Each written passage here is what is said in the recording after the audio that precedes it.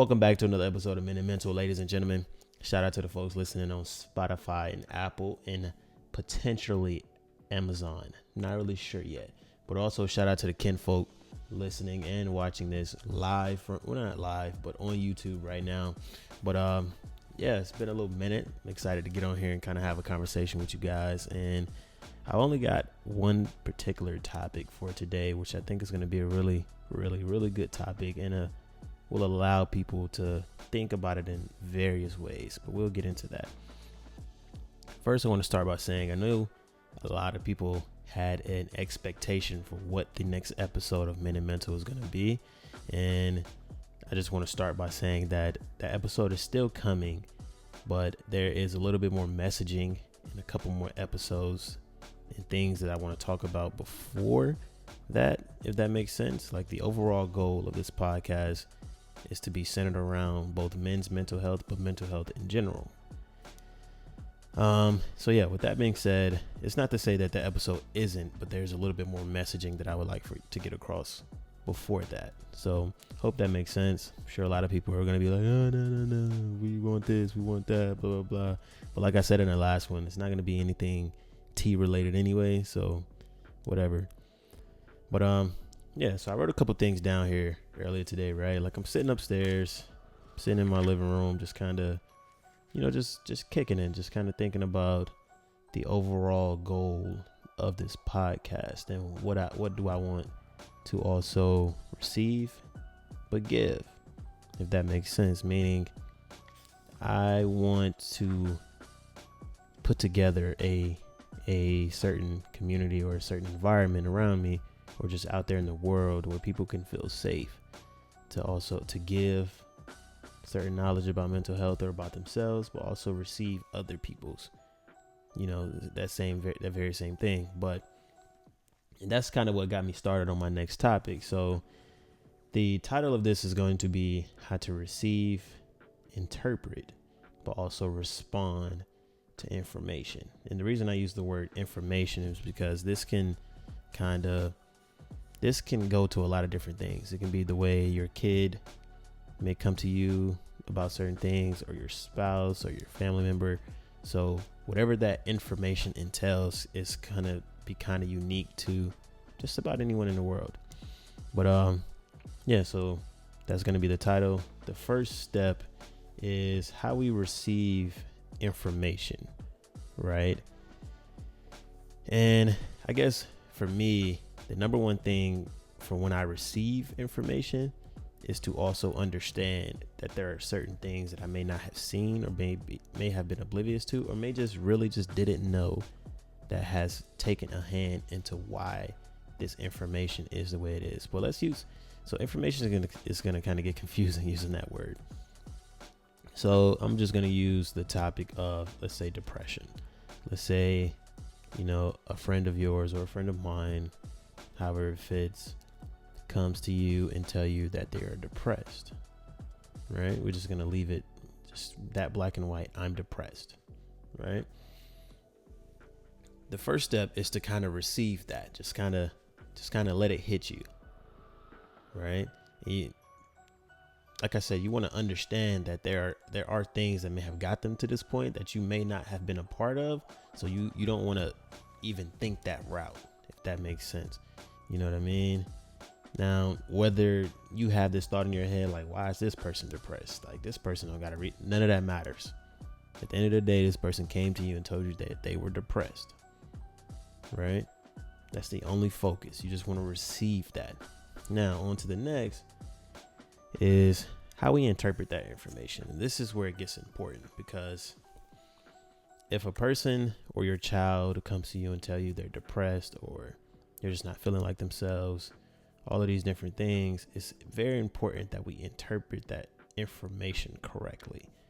Like, oftentimes, I spoke about this, I think in like the first episode, that parents can get of the notion that, your kid, how do I explain this the best route? Okay, I'm really trying to think to make sure I get this messaging across correctly. basically you want to be able to understand wholeheartedly and open mind why a person could feel this way, regardless of whatever you may think or whatever you may see or even whatever you may provide. That emotions and certain things can happen, and a lot of times they happen right in front of our faces and we just don't see it, right? Like a kid could be getting bullied, or a spouse could just not be happy with their work, or just anything could be happening in our faces that we really don't understand that this could be catering to that person's depression, right? So we want to interpret those things, that there are real life things that everybody in the world goes through, and that's fine, but this particular thing could be making this person depressed, right? We're all going to experience life differently, and that's just the reality. But let's get back on topic a little bit. Now, first I want to apologize because this is probably going to be like one of the shorter episodes, but this is just something I just kind of want to get out there like right now.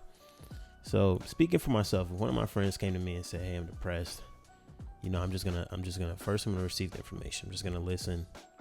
I'm not gonna ask why, at least not right now. I'm just gonna kind of receive the information and soak it in. My next step would be I'm gonna interpret it. Like, okay, and I'm going to try to think back, like what could be catering to this person's depression? Like I'm really going to try to think deep and hard, and also think with an open mind, because even if this friend who came to me is rich, I'm throwing that out the window, right? I'm not even going to try to use that against them, because at the same time, that could be the very same thing that is catering to that person's depression, right? We just don't know. So it's important that we interpret it with an open mind, as for them as an individual, not with the money they have or don't have, or the clothes they have or the grades they're getting. We don't want to interpret it around that, because you just never really know. Now, for the last part, and this is where it gets kind of tricky, because there is a wrong way of doing it, but there are a lot of right ways, and that's how we respond.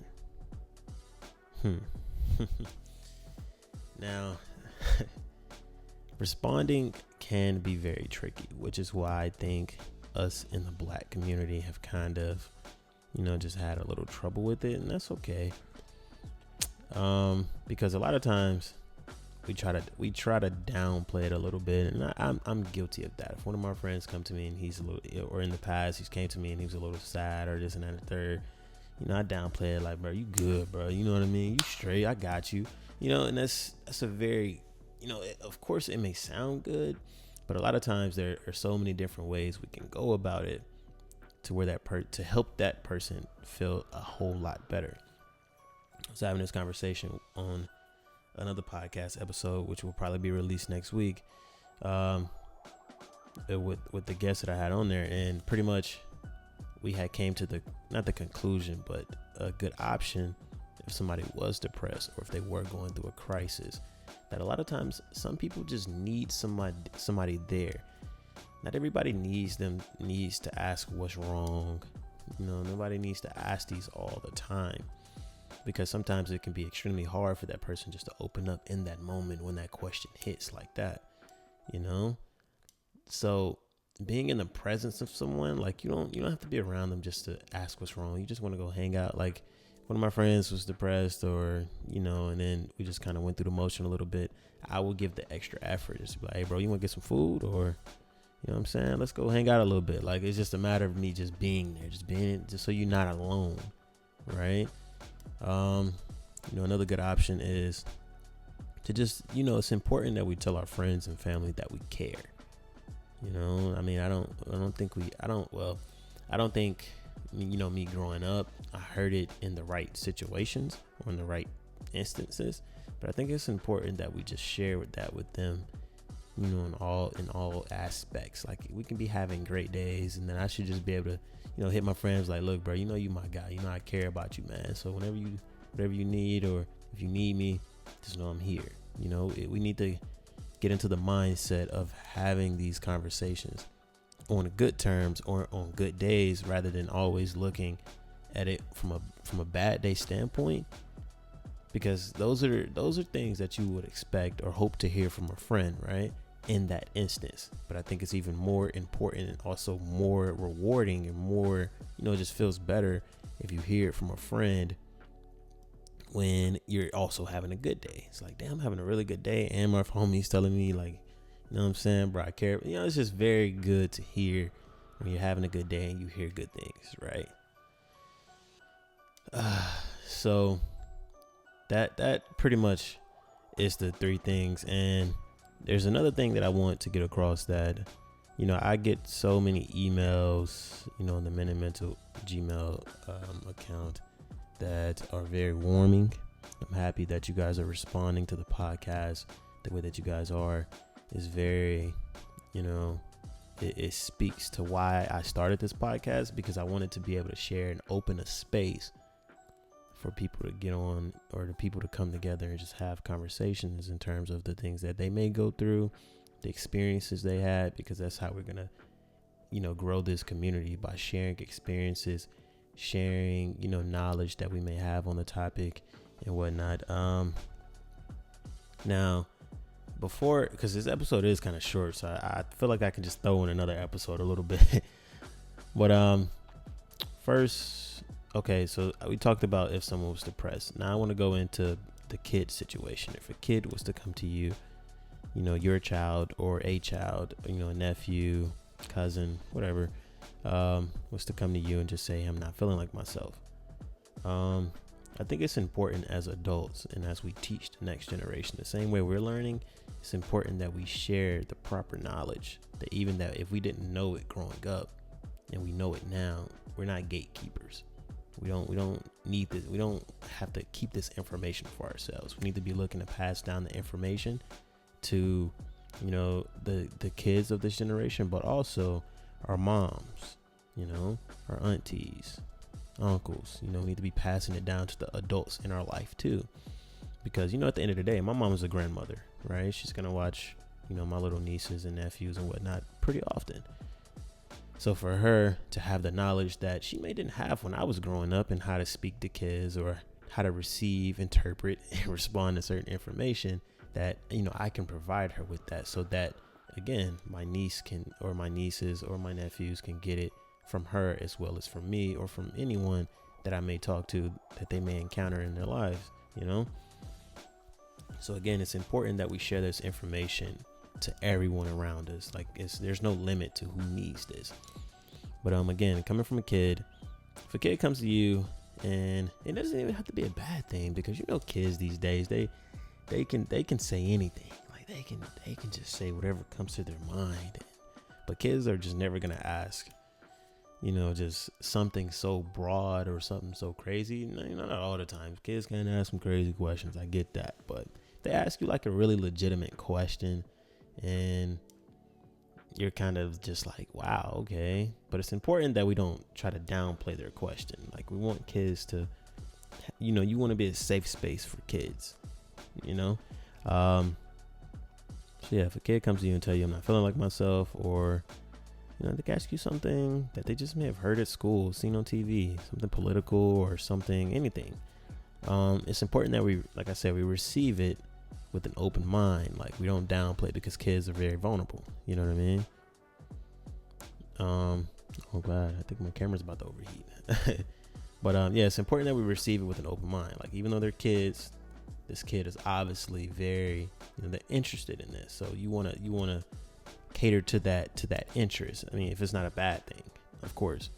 But yeah, so we receive it with an open mind. We're gonna interpret it, and first you want to try to figure out where this information may have came from. Like, how like, where did they hear this? Or if your kid comes to you and they're not feeling like themselves, like, you try to identify you try to interpret it and identify the root.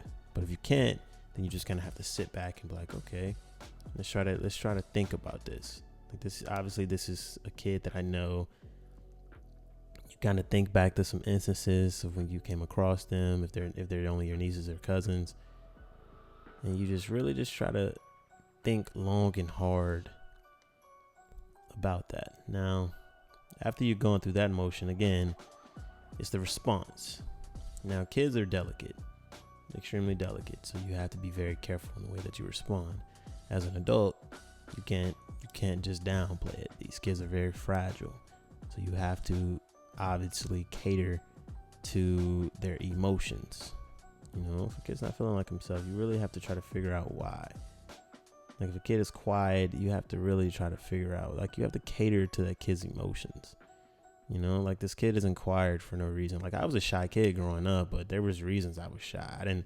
I felt like I was, you know, I didn't really have the social skills, you know, and I was scared to try, you know. So there's reasons why kids are like, no kid is just like shy just because they're shy. Like, no, I mean, when I got around the right people when I was a kid, I was very vocal. I was very talkative. But if it came to like a social setting, it was almost like, it's like an anxiety type of thing. But, you know, people would always just chalk it up, oh, he's just shy. But it's like, nah, it's a little bit deeper than that. So it's important that we take into account the way that kids may feel without trying to invalidate it by just throwing out certain words like, oh, he's shy, or, you know, really talk, or, you know, just things like that can kind of take a toll on a child. And I've seen it, and I used to be one of those kids. So it's important that we understand the children and why they're coming to a particular person. But kind of got off topic there a little bit. But so again, back to the response. It's important that we cater to the kid's feelings, right? If a kid says he's not feeling like himself, you know, you say, hey, you know, I'm here. You know, like, or if you want to go grab something to eat, or, you know, we can talk about it, or just tell me what's going on, or we could try to figure some things out. And it's important that, again, that cycle starts again. They're going to tell you, if they are willing to tell you what's going on, or anyone is, that cycle starts again. You have to now, again, receive, interpret, and respond to more information. And it's always important that you're catering to the person's emotions, you know, because that does a lot for the mental and to how we view a person going forward. Now, if you're going to be a person that can't, you know, receive, interpret, and respond to information the correct way, then that person will no longer come to you. But I think it's very important for all of us to consciously make an effort to, you know, check on friends, family, things like that, because you just never really know, you know, until somebody comes and tells you, you know, which by then there have been a cycle of emotions that a person's went through. Like nobody ever, like if you feel like the slightest bit sad, you're probably not going to say anything. You know, you're just going to be like, oh, okay, I might get through it, until it really gets worse and worse, until the point where you really start to feel depressed. And that's kind of when things are like you just went really downhill. And now that's, you know, that's when most people want to say something. And I was once one of those people. So it's good that we constantly check on people, because you just never really know. If somebody say they're having a bad day, don't just leave it at that. Don't just be like, oh, okay, well, you know, just try to have a better day, or no, tomorrow will be better. It's like, nah, let's talk about it. Like, why are you really having a bad day? Like, how can I, you know, how can I help this day be better, but also for future days? You know, but again, that goes back to how you receive, interpret, and respond to information. Just because they said they're having a bad day, that doesn't mean you're just gonna be like, hey, have a good day tomorrow. It's like, no, let's figure this out right now. But yeah, I don't want to. Yikes, my camera just overheated. But yikes, that kind of sucks. YouTube fam gonna be kind of a little upset. But yeah, I think that kind of wraps up this episode. I'm a little bummed out. My camera just overheated, so I'm really trying to figure this out. But again, guys, it's always important that we receive, interpret, and respond to information correctly, and without coming from a biased or a selfish kind of standpoint, if that makes sense, right? Because a lot of times people come to you, or if they come from a depressed state or a sad state or anything like that, it's always important that we cater to that. Don't cater to anything else. Cater to the emotional state. If a rich person come to you and say they're depressed, don't look at them and be like, oh, you're rich. Why? You know, because it's a selfish way of looking at things. You're only looking at, you're looking at this person's money. This person could have built up generational trauma that they have went through, or this person can, you know, just not be happy with the route that their life has went, regardless if they're rich or not. That's just the fact of the matter. But yeah, I think that pretty much wraps it up. I hope you guys enjoyed. Again, this episode is gonna be kind of short, but I thought it was important that we got on here because I was actually asked this question, like, how do I receive, interpret, and respond to information, or to a crisis, or to depression, or anything like that. So it really made me have to sit and write down things, because I was like, wow, that's such a very good question. Because even though I'm not 100% perfect, I try to cater to a person's emotions the same way that I would want mine catered to. And an important thought again, guys, when you're thinking about, a good first step, and this is for if you are a person who knows how they would want to be responded to and what kind of works. If you're very confused, or if you're very unaware, or very just lost in how to respond to a person, put yourself in that person's shoes, right? If you're depressed, or if you're sad, how would you want people to help you or respond to you? Like, just put yourself in those shoes, because if I was sad and I was depressed, one of the things that works for me is just having somebody in my presence, or just little things. Like, you don't have to call me and ask me what's wrong, or are you feeling better. Just if you hit me up and be like, yo, I'm about to ride through your side of town, like, we should go get some food, or maybe we should go smoke some hookah or something, like, just little things, because that will really just kind of make my day. But